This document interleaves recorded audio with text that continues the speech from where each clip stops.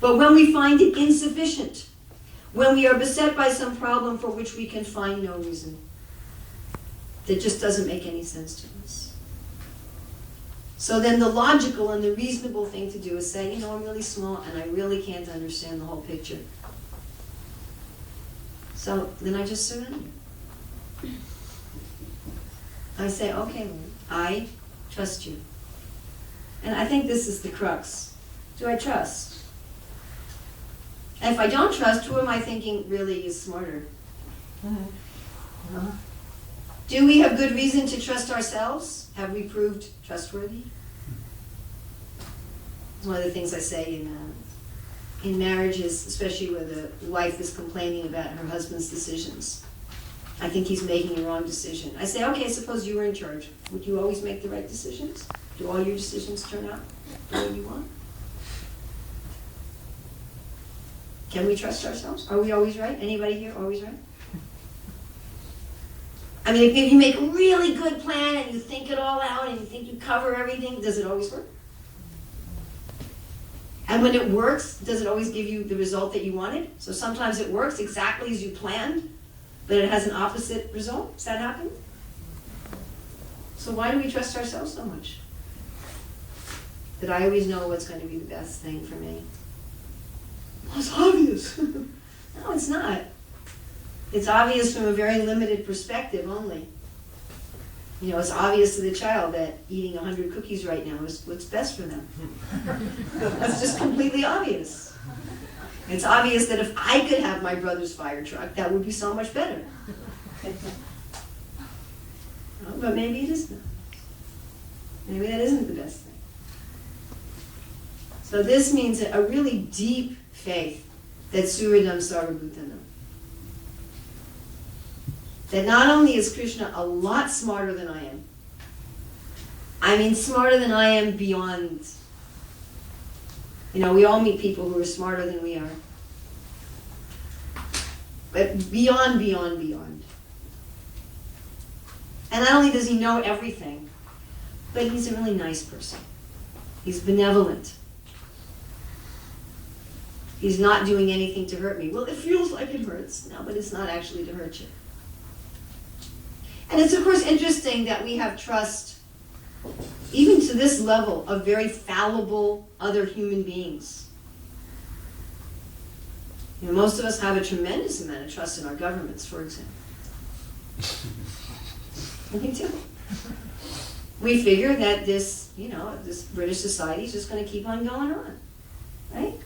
And we're going to keep on having electricity and internet and water and buses and trains. There's a video Shiva Maharaj posted on his website about how the economy in Argentina and Turkey is collapsing. Previously, they were very flourishing economies, but through this foolish behavior of the government, the economies are collapsing. And you look at this thinking, well, it's not happening here. It's happening then. So, we trust that our government's going to go on, that they're making good decisions. We're just going through our life. Oh, yeah. The place we have the most trust for, interesting enough, is doctors. It always amazes me how much trust we have in doctors. If the doctor says you have cancer, you believe him. How do you know? You're going to look at the test results. It just looks like a bunch of little blips and blobs, and there it is, right there. It's cancer. Right? It just looks like some white thing on the X-ray to me. I don't know what it is, and I'm trusting them. Are they ever wrong? Yeah. I forget what's the number of people in America that die every year from doctor mistakes. They can be wrong. Sometimes they operate on the wrong arm, You heard about that, right? Now they take permanent marker. They do this, really. And they mark this side of the head has the brain tumor before you go into surgery. Otherwise, sometimes they drill a hole through the wrong side of the head. So they tell you, and then they tell you this is the treatment for it. Okay, this is your disease. And you just say, okay, yes, I have this disease. And sometimes you don't even have any symptoms practically. Right? I know people like that. They had practically no symptoms and they went out, you just did a physical, you got cancer. Oh, okay. Now this is what you have to do. And what are they telling you have to do? Surgery? You trust somebody? Here, cut me open. hurts to be cut open. Painful. And this is, you could die from the anesthesia, so you trust. Okay, do it to me. I went to speak if they tell you need chemo. You know, I was talking to Urmila Devi's wife who went through chemo for cancer, and she was telling me what she went through. She said her emotions became crazy. She said she became worse than a 13-year-old. She just started yelling at people for no reason. And then she said anything she touched was painful. She couldn't even touch her japa beads anymore. She had to get special beads made out of fuzz. She couldn't sit down on a chair. It hurt. And the doctors tell you in advance, this is what's going to happen to you. And you say, yes, sir, do it to me. Flood me full of poison so I can't even touch my japa beads anymore. Because I trust you that this is what's going to cure me. To try to have at least as much trust of Krishna as we have of a very fallible doctor,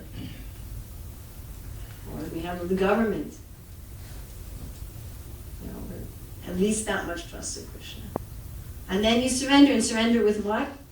With your heart, with your speech, with your body, with your intelligence. Basically, it's saying, my dear Lord, you can do whatever you want with me. I trust you. I trust that you are going to meet all of my needs. I trust you're going to meet all of my needs.